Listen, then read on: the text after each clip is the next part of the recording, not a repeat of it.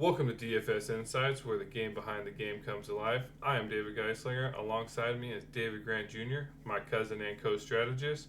The teams up on the block are the Minnesota Timberwolves at the Denver Nuggets.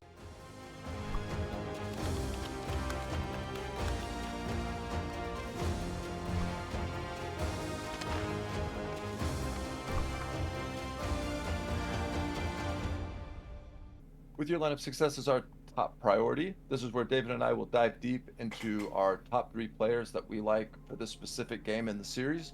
We'll break down the strategy behind our picks and share the insights that will help put your lineups over the top and into the money. So if you could be kind enough, please give the video a like, subscribe to the channel if you like what you see, and we'll be giving away two absolutely free lineups here at the end of the breakdown. Yeah, so here we go. Denver tied up the series, so getting into Game 5, head back to Minnesota. But before we get into Game 5, let's do our typical rehash here of Game 4. So coming in, like I mentioned, Denver took it 115 to 107. Jokic, Gordon, Murray were the top three fantasy producers for Denver, and Edwards, Towns, and Conley were the top three for Minnesota. Optimal lineup, looking pretty good. Anthony Edwards came in at the MVP, Jokic at the star. Aaron Gordon had a career game for himself, I believe, first time shooting over 25 points and 90% from the field. I think he missed one shot, so that's great.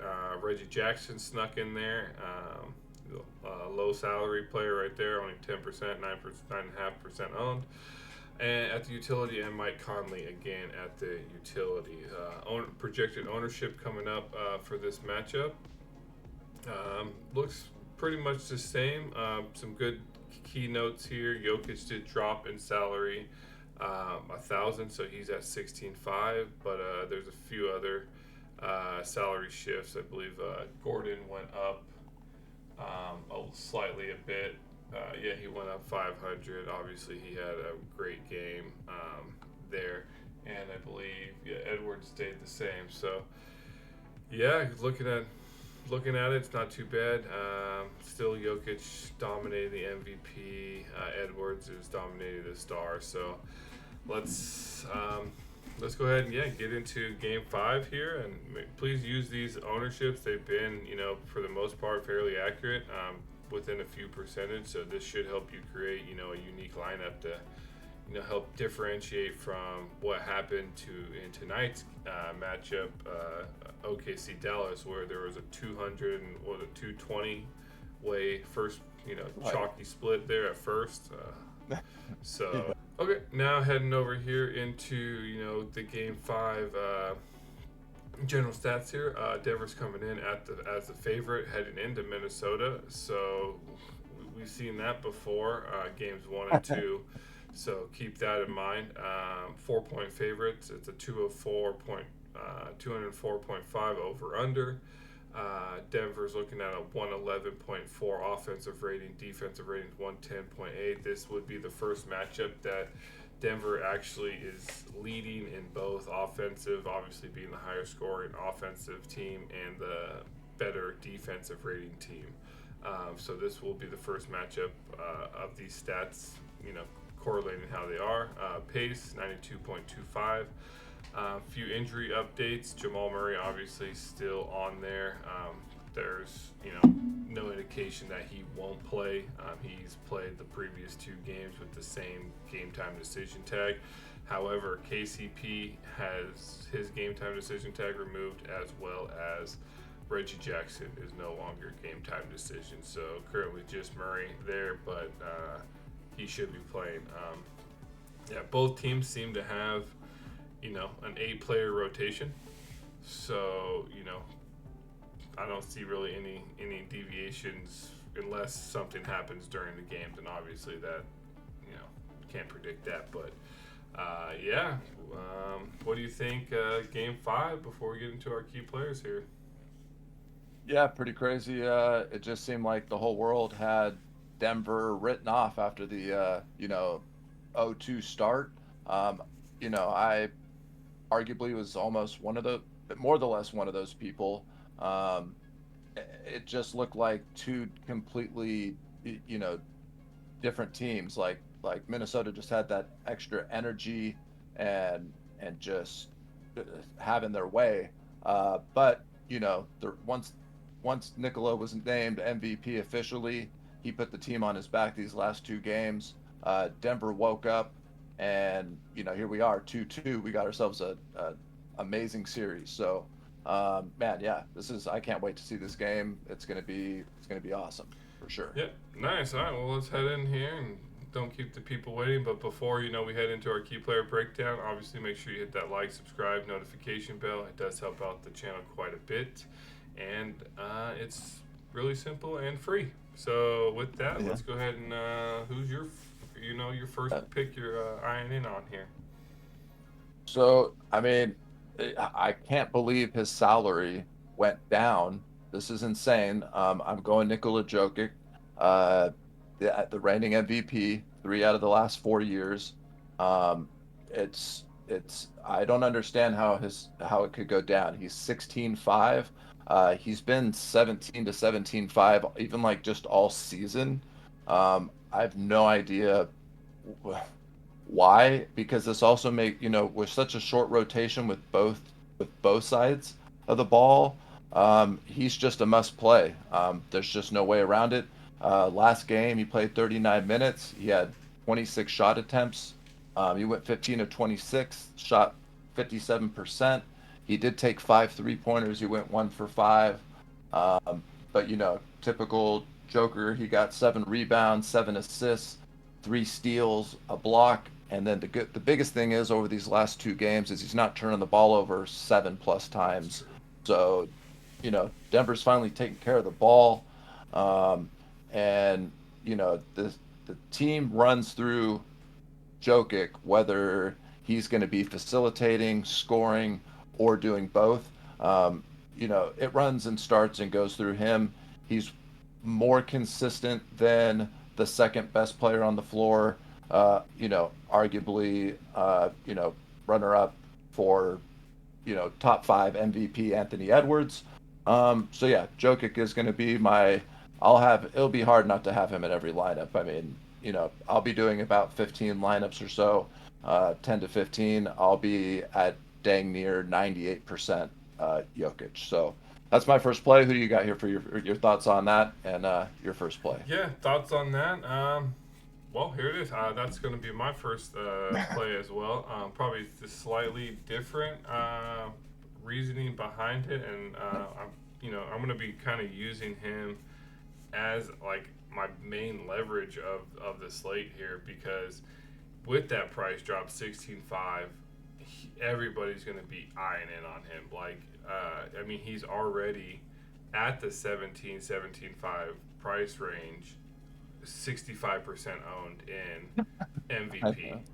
So dropping that down, he's probably going to be even slightly more owned.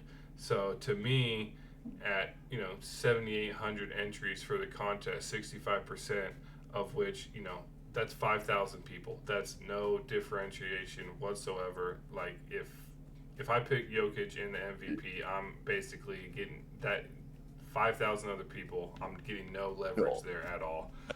So my main play with Jokic here. Yeah, I forgot the graphic here. Like you mentioned, he is getting the minutes 39.2, 32.6 usage is the highest. It's crazy usage there. He's averaging the 58.6. He's projected almost 60. However, I like him in the star position, and that's going to be my main leverage play there. His points per salary is 3.55, which is the highest by far on it. Like I said, his average is 58.6, and his, basically his range of outcome, at least for the series, has been plus or minus 8 points or so. So you're looking anywhere from 50 to 66 fantasy points. He's that range you can typically look him at, and if I put him in the star, his ownership drops down to 15%. That way, if it does happen, I'm only with about 1,100 people instead of 5,000. So obviously, the only time I would probably put Jokic in the star position is assuming Anthony Edwards is probably going to be the MVP. I'm not saying by any means don't put Jokic in the MVP. I will have Jokic in the MVP, but having Edwards and Jokic at the star, and it pans out that way, you're putting yourself so you're basically you know the lowest you can come in is like 11, right? 1,100. Yeah. So that's why I'm going to be using him as my main leverage there. I think to kind of help mitigate the risk involved when I do the lineup that has Edwards and Jokic. I'll probably obviously do another lineup with the reverse in case it does pan out that way, because there's always a potential that it does. But I think keeping Jokic in the star is a huge leverage on the slate, especially when people, like you Yeah. said, they see that salary drop, they see what he's done, what he's doing, the most recent recency bias, his performance wise, all that taken into consideration, I still like him as that play in the star. So Nice. No, that's a great point. Because and I'd even say I'm not kidding. I would take a bet he'll be 80% owned at MVP. I'm not kidding. So like he'll be 75, 80%, and that leaves, 20-ish, 25%, in the star. So like you mentioned, that's just cutting the field so much. Great call on the star spot for him. So, yeah, nice. So we both agree, he's going to be a staple part of the lineup, yeah. in this tiny rotation here. Who do you got here as your second play? I'm gonna go in the second play. I'm gonna go to same side of the ball here, Mr. Aaron Gordon. No, it's not because he just had a great game. I'm basing it mainly on basically his overall. He has a very solid, basically middle ground, and his basically plus and minus is actually pretty large. So the potential for him to have another great game is always there. His points per salary is, I believe it's the third best on the slate. Jokic, Edwards, and then him. I do like him at the pro and the utility slot. Minute wise, he's getting them 32.8, usage 15.4. He averages 34.2. He's projected 29.4, which is basically just slightly below his average. Like I mentioned, he has like a plus or minus 12 points. So I mean, he can get you 17, but he can also get you 41. And he's just coming off a 51 point game, which is the top end of his kind of spectrum, like 90th percentile, on that curve. So, do I obviously hope for that? Yes. Am I expecting that? No. But I would like to, have the chance at getting, at least that upper 80s percentile range of outcome there.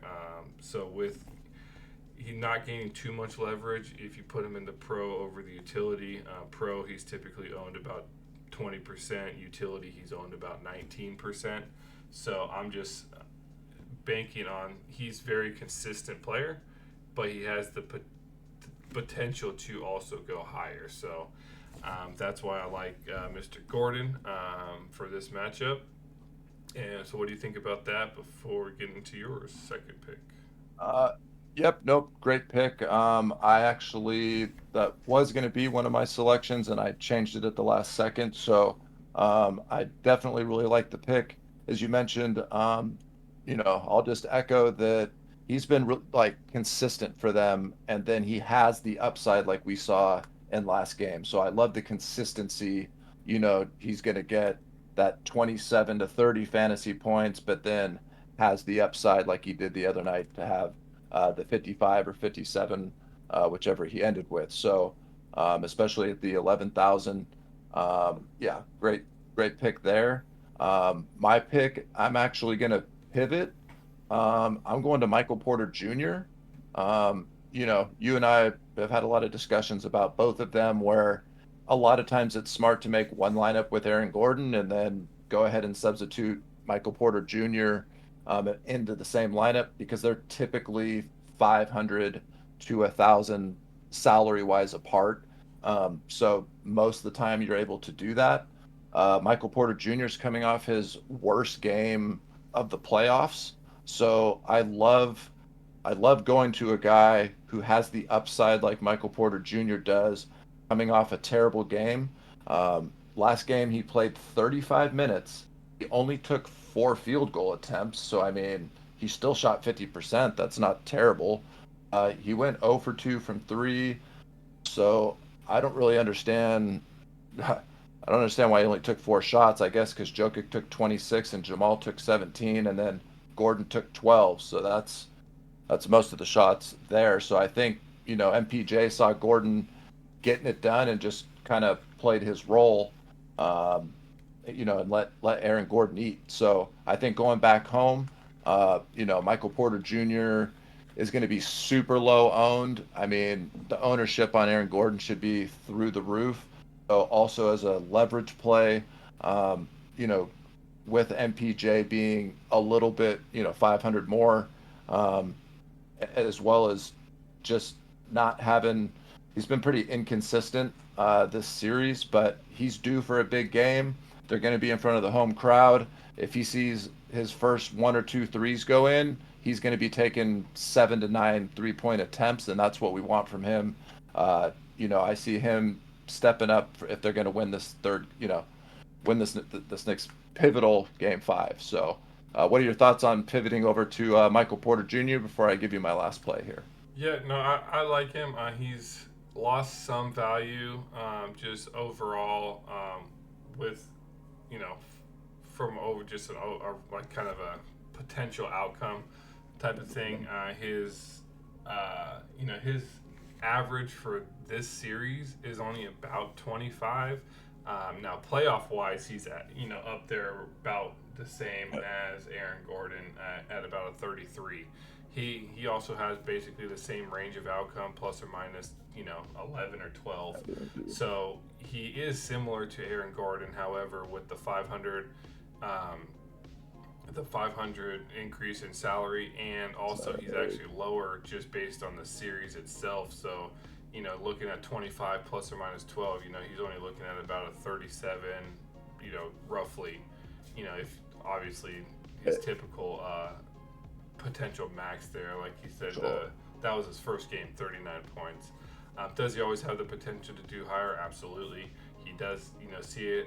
We mentioned it earlier. Like he needs to see that first one or two go in, and then he's on it.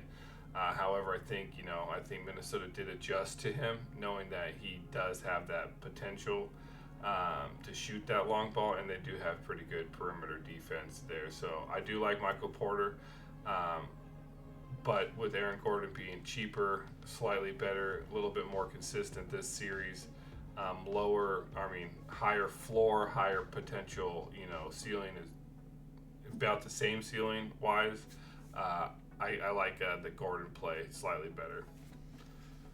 Yeah. This is mainly an ownership thing, and it's just so tough. I mean, I'm not kidding. One, two, three, four, five, six people played 25 minutes or more, and then Justin Holiday got 19 minutes and Reggie Jackson got 9. So it's like there's only so many ways to Well, differentiate, and so it's definitely, trust me, I'll have a lot of Aaron. oh, Any lineup that I have MPJ, I'll be switching over Oh and yeah, having no. Aaron Recency Gordon as bias is going to play well. a huge role in the ownership between him and Aaron Gordon. People are going to see he coming off an 11-point fantasy game, whether they want to acknowledge it or not. They're going to take that into consideration. That because he did bad this time, he's probably going to do maybe okay, but probably have another bad game. And Gordon did great. He did great for me. He's going to do great for me again. So, uh, whether or not you realize that it does happen. So I think, like you Yeah. mentioned, the ownership will probably be a factor in it, but not taking bias or the performance from last game into consideration, I still think Gordon is the better play. But I Michael Porter for sure. has the potential as well. It's just be coming down to where I use him, what lineup I'm creating. So Okay, right on. So my final play here will be on the other side of the ball. I'm going to go with Mr. Mike Conley. Um, just a quick rundown. So last game, and the reason I keep referencing last game is because to me it emulates the most what both teams are going to do going forward. Um, as far as like the rotation and how many minutes these guys are playing, they both teams seem to have cut the rotation down. Um, they play. Kyle Anderson got 6 minutes. He's all but disappeared. I'd be surprised if Nikolai Alexander Walker, he got 24 minutes. I'd be real surprised to see him get that. He's had an awful, awful series. And again, I love this guy. I love him as a player. He's just had an awful series. He was the worst on the floor at minus 20. He was 1 for 7. So I could see him getting less minutes. And then Naz Reid got 18. But other than that, everyone else, it's mainly Conley Edwards. Mainly their starting five that's out there the whole time. So Mike Conley has been super consistent, and I think they're going to need to shoot some more threes in order to hang with Denver. Denver's a three-point shooting team, and Mike Conley is one of those guys who can make them and will take the attempts. Anthony Edwards went 5 for 8 from 3-point last game. Mike Conley went 3 for 7. So, I mean, he shot 42%. That's great. He shot 5 for 12 from the field at 41%. So, technically, he shot better from three. He had 9 assists. He's a great defender out there. And his salary at the 10-5, again, I'll mainly have him at the utility. But he's just been nice and consistent at that, averaging about 31 fantasy points, 31, 32, right in that mark. And he does have some upside. I mean, he could have a 40 fantasy point night, a 45-ish if he has his upper side. But if not, at least he's been reliable and consistent, kind of like Aaron Gordon has. Um, it's like what you're going to get out of him. Um, Aaron Gordon has a little bit higher ceiling than obviously Mike Conley does, but I do have to fit in one person from Minnesota. They do force you to pick, one guy from a different team. I can't pick everyone from Denver. Yeah, Mike Conley, again, mainly in the utility spot.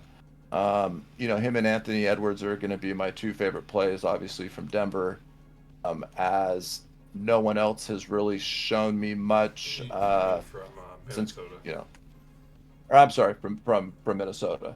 So yeah, Mike Conley. What are your thoughts on that as my final play there, and who you got here locked in for your final play? Yeah, no, I like Conley. Yeah, he's up there 2 points salary 2.82, so he's pretty good value. With that, he does have kind of a very low range, at least for this series. He's working with about an average, yeah, pretty nice points, 29.6 fantasy points. So that's a really nice average to have, median to have.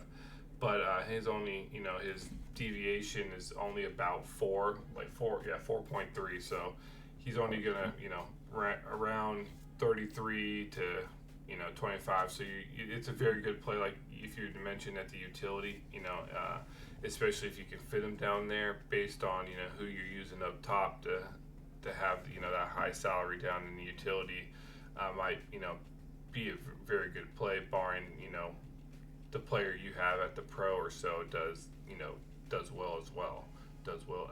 Yes. Yeah. So yeah, no, I like him. He's been like I said, consistent. He does have basically that median, and he's sticking with it. So hopefully, like you mentioned, they do need to potentially shoot more threes to keep up. So only a few. I think he has a good chance to pick up a little bit more. So yeah, no, I like the play. Yeah. So with that, jumping over here and to my third pick, I'm gonna stay on the same side of the ball here. I'm gonna go with Mr. Jaden McDaniels. coming in at 9,500. I do like him primarily in the utility. This guy's getting minutes, 31.2. His usage, not the best, but it's not too bad at 13.9. He's averaging 18 points, and he's projected about his average at 18.9. I do like him. He's for his salary, coming in at about a 1.92 points per salary. So that's, you know, from those players that are below 10K, he's up there as one of the top points per salary player.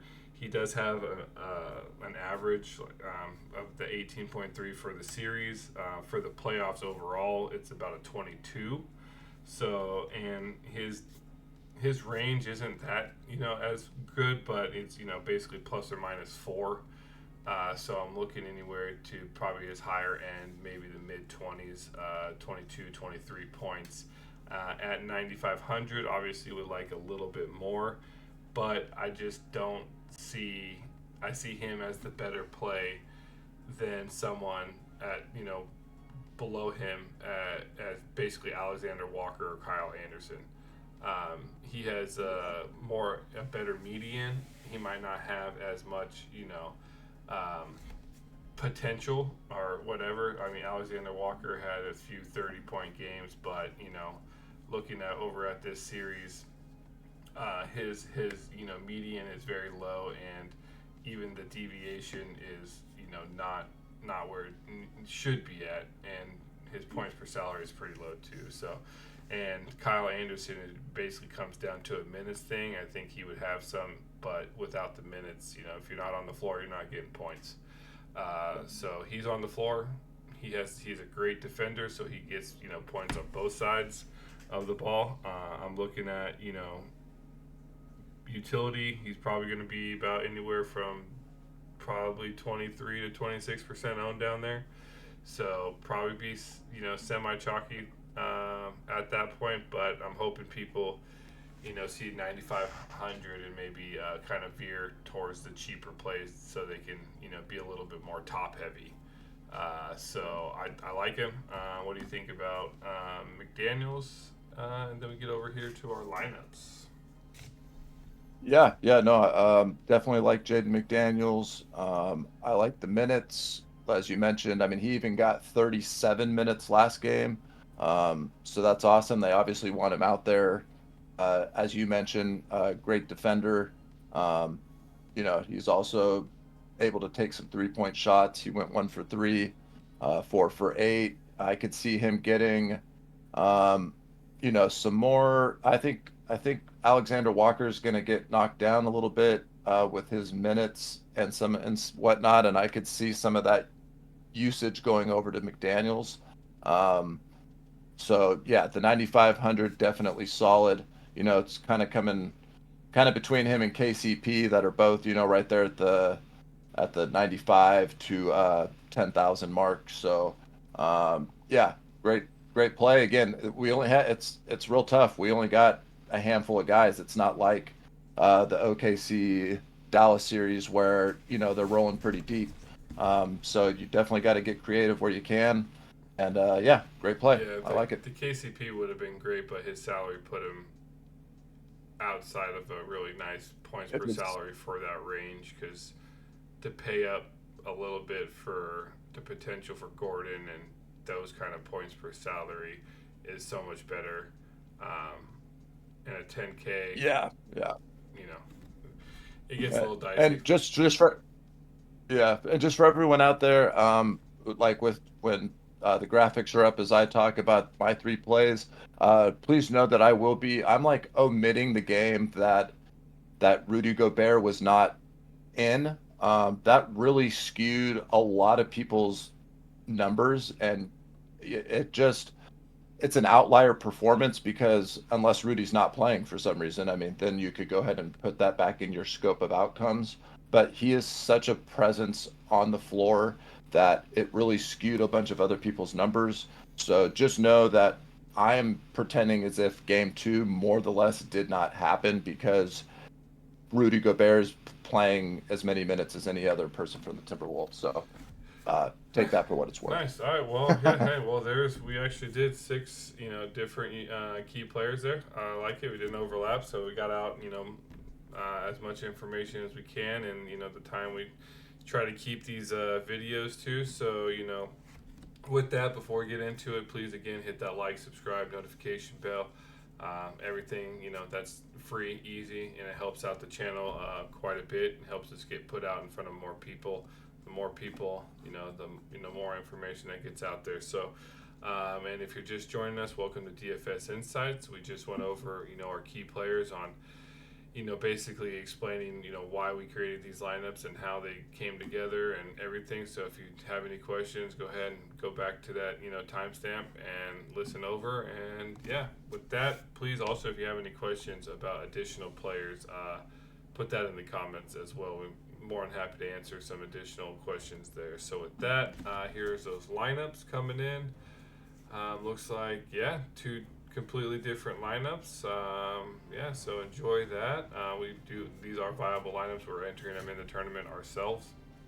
And just keep in mind, we're covering, basically almost, hopefully, all these, Western Conference games the longer they go here. So with that, the next video up is probably the Game 5, Thunder versus Dallas, the Mavericks game. So, stay tuned. And if you want, just stay to the end of this video where it's going to put you to, the Game 4 Denver game, and you can get any additional information from that you want. So with that, good luck. Hope to see you on the leaderboards. And David? Yep. Hey, man, this Game 5 is, it's going to be exciting. Can't wait to watch it.